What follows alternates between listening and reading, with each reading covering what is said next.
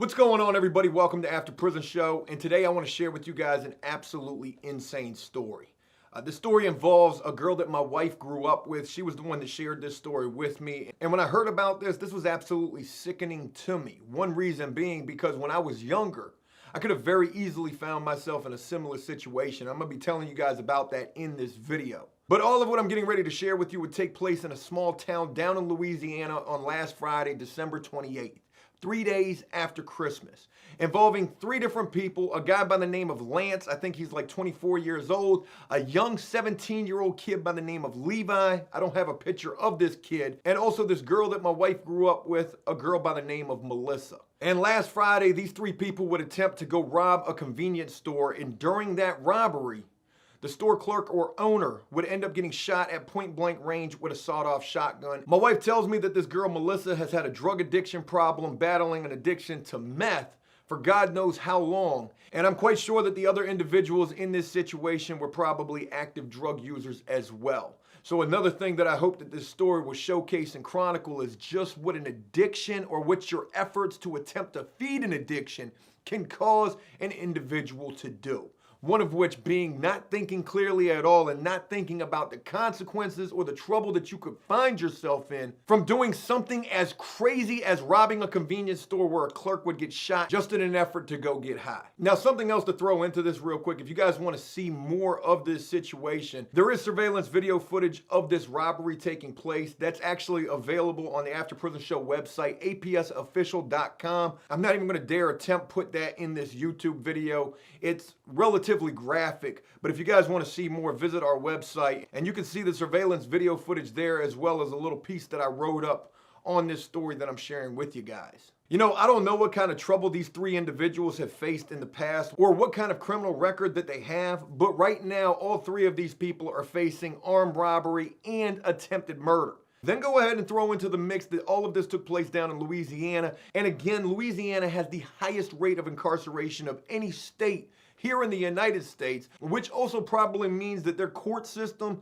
is pretty extensive and tough. So to say that these three people's lives are potentially done, oh, they're gonna get their boots smoked. They're gonna get their wigs peeled back, and I can guarantee you, they're also gonna be doing a lot of finger pointing when it comes to going to court, because ain't nobody gonna be trying to do all of that damn time. And think about this, another sickening thought to think about in relation to this story. You know, with the fact that these three people were probably very active drug users, hell, they were probably high when they went and did this.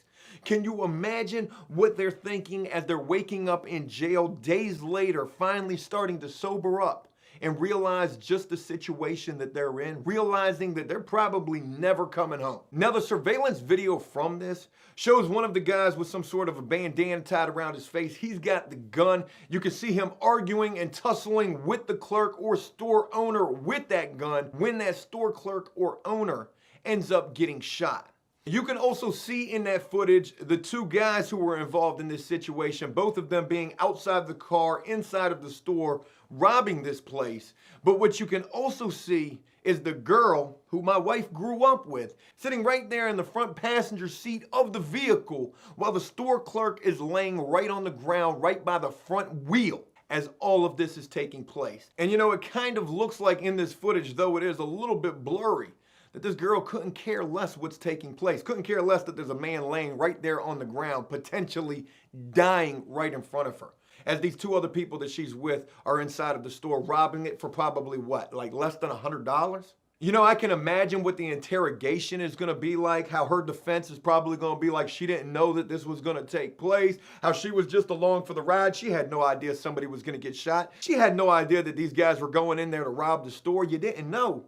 How you didn't know when these dudes had masks and this sawed-off shotgun? I'm quite sure that was going to be hard to conceal. But I can imagine her defense is going to rest heavily in the fact that she had no idea what was about to take place. And she's going to be willing to point out those two other guys testifying against them in court. And even with her doing this, she's still going to end up with at least 10 years. At least 10 years, if not more. We're talking about Louisiana, for God's sakes. Now, there's also one other really crazy thing that I want to share with you guys about this story, and it's seen again in that video surveillance footage. And that is that as all of this is taking place, as these two guys are in there doing whatever it is that they're doing during this robbery, There's also another car in the background you can see where somebody is actually filling up gas as all of this is taking place. Without a doubt, they hear this shotgun blast go off because it takes place about 20 feet away from them. And I can't even imagine what they're thinking. There's also somebody in the back seat of that car as well. You can kind of see that person in that video footage. And there's also somebody who's in the store who gets laid down right in the midst of this robbery. You know, I think to myself, what is that person who's pumping gas supposed to do? It's probably a good assumption to think that you're not going to go be the hero. You just heard this shotgun blast go off 20 feet away from you, realizing that somebody got shot. You're probably trying to stay out of this as much as you possibly can. And here you are, just stuck right in the midst, in the middle of this taking place. And you know, I ask all of you, what if it was you who was pumping gas during this situation? What would you do?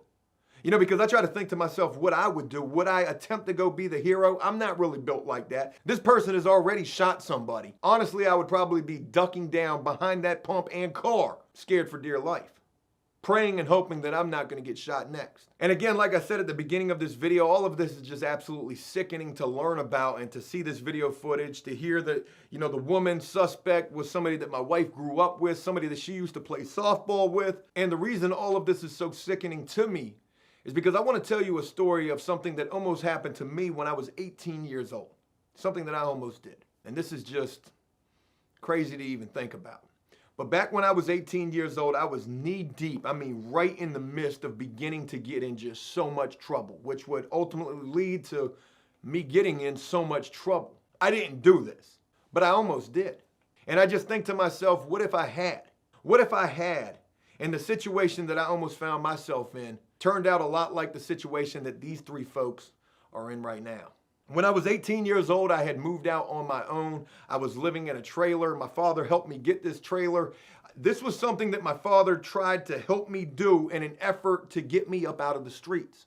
Because during this time, I was running with all the wrong people. And my God, the stories that I could share with you guys, the before prison stories, there's so much more to what I'm getting ready to share with you guys right now, but I'm only going to share the part that really ties into this story that takes place down in Louisiana. When I was 18 years old, I had my very first ever place. It was a trailer. I was also working a job working at a landfill. I was making like $7.50 an hour. My job description was pretty much digging through trash for $7.50 an hour. And you know, during the very beginning, when I first got this place, a place that I would only have for about 3 months, but during the very beginning, probably the first 2-3 weeks of me having this place, I was actually doing okay. Making $7.50 an hour, working a job, and I had my very own place. I thought I was doing pretty good. But then all of my friends would come around, or at least the friends that I had during this time who were absolutely no good. I was no good to them, and they damn sure were no good to me. We were like oil and vodka. Wait, oil and vinegar. Vodka and milk. A combination that just didn't mix very well and was just a recipe for disaster. But about 2 or 3 weeks after I got this place, while I was doing so good, all of my friends came back into town because they had been out of town. And these were just bad people, people I probably should not have been associating with at all. And from the time that they came back in town, they all began to live with me. I probably had like 7 or 8 people living inside of this little 2-bedroom trailer. I would immediately jump right back into the drug game, selling weed. From there, and at 18 years old, I would first get introduced to cocaine, which would absolutely take me by the balls. And from my first introduction to this drug, I would go on like a week's end bender, selling everything that I had in my place just in an effort to get high. I mean, I was gone. From that first introduction, 100 miles an hour from there. And with the fact that I was dealing with this addiction and also dealing with people who were just absolutely no good, things would just escalate and get completely out of hand really quick. So much to the point that the police were constantly coming to the house, running the license plates of cars that were sitting out front, trying to see who had a license and who didn't, waiting at the end of the road for those cars to leave, pull those cars over, search those people. The cops thought 2 things during this time, and I don't even know how all of this would end up happening. Obviously, somebody was telling, and all of that would come into play a little bit later. But the cops thought 2 different things. One, that we were a gang, that everybody in this house was part of some gang. I don't know what gang they thought we were. And two, that we were definitely selling drugs out of this trailer. And you know, with the drugs that we were selling and the drugs that I was using, there would also come guns. My friends would have guns, people would bring guns over. I remember this one kid came over with this sawed-off shotgun. Quite eerily ironic to the story that I just shared with you from down in Louisiana. But this kid came over with this sawed-off shotgun one day. I'll never forget this gun. It had a wobbly, broken stock on it. And he was so proud of this thing. He was showing it to me. We were standing outside of the trailer. It was nighttime, and I had another so-called friend inside of the trailer, a real bad guy. I mean, this dude was probably one of the baddest dudes that I was ever dealing with. This guy was bad news. And I don't know why I said what I would end up saying, but I said, hey man, why don't you go inside the trailer and show that to such and such? I don't even want to bring up this dude's name. I'm laughing and joking about this, but I know that sending him in there with this is not going to end well at all. He would end up going in the trailer, I would hear a tussle, and then he would come out beaten up, and he would leave. He walked in there with this weapon. This guy absolutely mauled him inside of this trailer and took that from him for himself. Fast forward a little bit of time, I don't remember how much time, but all of a sudden this really bad dude would come up to the trailer one night and he would suggest this plan. He would suggest a plan that we would go rob this gas station. He was going to put us up to it, me and another guy who was living there with me, another one of my so-called friends. And again, I'm dealing with my own drug addiction. I'm thinking to myself, you know, if we do this, we'll get a couple of $100, maybe we'll get more. I'm not thinking clearly at all. And I'm actually entertaining the idea of going and doing this. I think that bad news dude was also telling us that if we did this, you know, he would give us like X amount of drugs. And I will never forget, for as long as I live, this was the closest I came to almost absolute, well, one of a few different times I came the closest I've ever come to doing something that I would never be able to undo, because God knows how this could have turned out. But when I tell you that we were about to go do this, we were so much about to go do this that I was walking out the front door with that wobbly stock sawed-off shotgun right beside me. I don't even think we had masks. We had like t-shirts that we were going to tie around our faces. This was surely not going to go well at all. Now, mind you, we also had a guy who would come over to this trailer quite a bit, who worked at this particular store. And he was the one who was trying to put us up to do this, saying he would be working and we could get into the safe. I never really trusted this dude. He always gave me a bad vibe, just like the other bad news dude probably really should have been giving me as well. But on this night when this plan was concocted and some way, somehow, probably drug-fueled, I had the balls to actually think I was ready to attempt to do something like this. We were walking out the front door of that trailer, and again, it was nighttime. And as I'm walking out that front door, holding onto that wobbly stock piece of junk, right there beside my leg as I'm walking out that door, I stepped 1 foot out of the door, and as soon as I did that, I saw a cop car just creeping right on by. I got 1 foot out the door, I got my hand on this wobbly stock sawed-off shotgun, and as soon as I put that foot out the door and saw that cop car creeping by, I tucked that thing right behind my other leg, went right back into the house, turned around, and I said, I'm not doing this. There is no way I'm doing this. But I think, what if I walked out that front door and I hadn't seen that cop car? If there was ever a sign in my life to not do something, that definitely was a sign.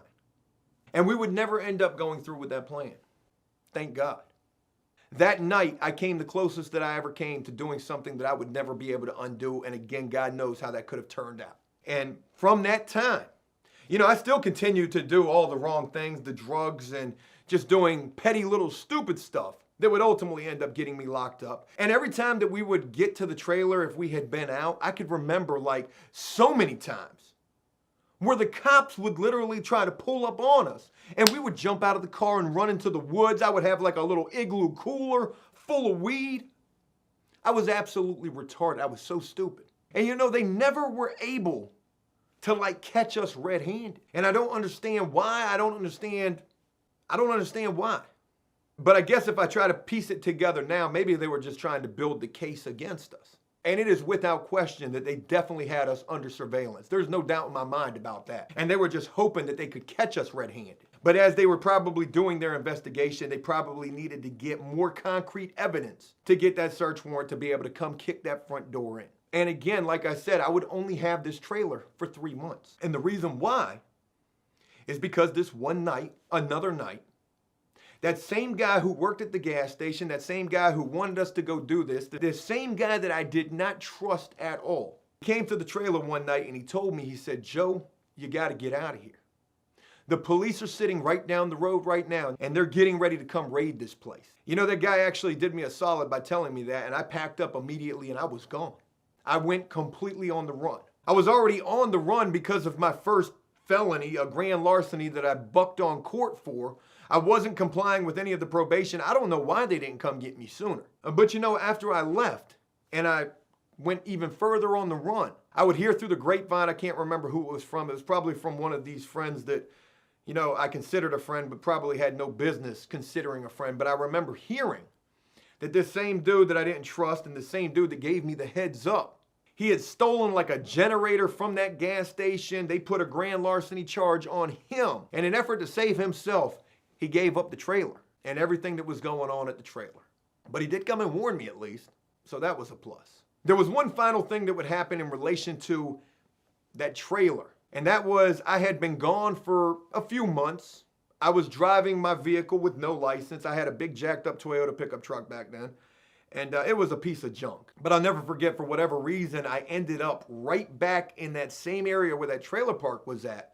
And I was driving down this long road that would eventually lead to the trailer park. I had 2 ounces of weed in the vehicle with me, no license, and I'm on the run. And I will never forget, as I'm going down this long road, I know it's probably close to dinner time because what would end up being said to me. But as I'm going down this road, I can see a car coming toward me, and it ends up being a cop. And no sooner than I pass that vehicle, they slam on the brakes, turn around, get right behind me, and throw the blue lights on. Now again, mind you, I'm on the run, I've got no license, and I got no idea what's taken place at this trailer since I've been gone. The cops got the blue lights on behind me, and I'm relatively cool as a fan. I guess back when old Joe was around, you know, I must have been used to this, or I must have thought that this was just the way my life was gonna be. So even with all of these bad things against me right now, and this weed in the trunk, I'm not really panicking. As a matter of fact, as I'm pulling over, I'm taking those 2 ounces and I put them inside of a McDonald's bag. Put the empty fries over top of them, put the empty burger wrapper over top of them, and I just throw it in the floorboard like it's some trash. There was a bunch of trash in the floorboard. I pull over. The cops ask me for my license and registration. I tell them I don't have a license, and they cut me off right in the midst of that. They said, "We already know." And they said, "Let me tell you something. If we find anything in this vehicle," and I want to say that they said, "If we find a weapon inside of this vehicle, you can go ahead and break your dinner plate because you're going to be gone for a while." They got me out of the truck. They searched the vehicle. And do you know they never found the weed? They never found those 2 ounces. They never went inside of that McDonald's bag.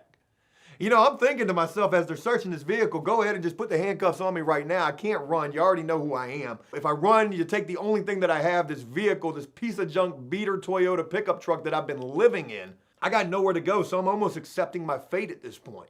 But when they get done searching the vehicle, they tell me something along the lines of, "You're lucky."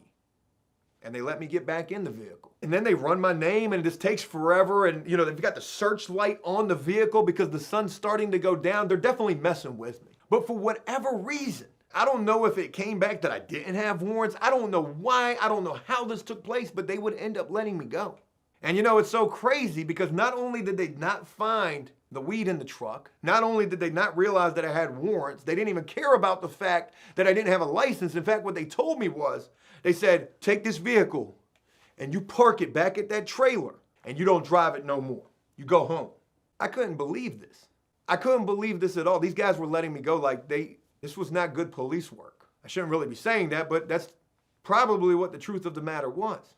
And you know, the final straw to cap off this entire situation is that this old beater truck was such a beater that the damn ignition, the starter in the truck wasn't no good. And in fact, a lot of times we had to push start this big ass truck. And do you know, as these cops were letting me go, I told them, "Hey man, my starter's no good. Can you guys help me push start this vehicle?" And that was the last thing that I remember before I would end up going and parking this truck, waiting a little while and then leaving and getting gone for real, was these 2 cops behind this busted truck helping me push it so that we could get it started and helping me get away. I don't share this story with you because it's like one that I'm proud of. I don't share this story with you because it's like cool or, you know, the cops were dumb. I don't even want to think that at all. I want to think that, you know, boy, I must have had a horseshoe stuffed between my junies or something. I mean, I don't know. When your life is so chaotic, you're going to end up with quite a few stories probably similar to that. Times where you got away where you really shouldn't have. Times where you did things you definitely shouldn't have done, or times where you came really close to doing something that you shouldn't have done either. And I share all of this with you for a lot of different reasons. One, if you deal with the addiction, you got to get that out of your life before you end up like I could have ended up, or like these 3 people down in Louisiana have found themselves in. And if you're living a chaotic, crime-filled lifestyle, a lifestyle that's bound to only lead to either death or prison, you really need to consider making some major changes and doing whatever you got to do necessary to ensure that you don't end up like I could have ended up, or like these folks that I've told you about have ended up themselves. Hey, look, that's it. I hope you guys enjoyed this story, and if you did so, please leave a like and a comment, letting me know what you think about all of this. And as always, until next time, enjoy life, the free world. Never take a moment for granted, and make the most of every day. Peace!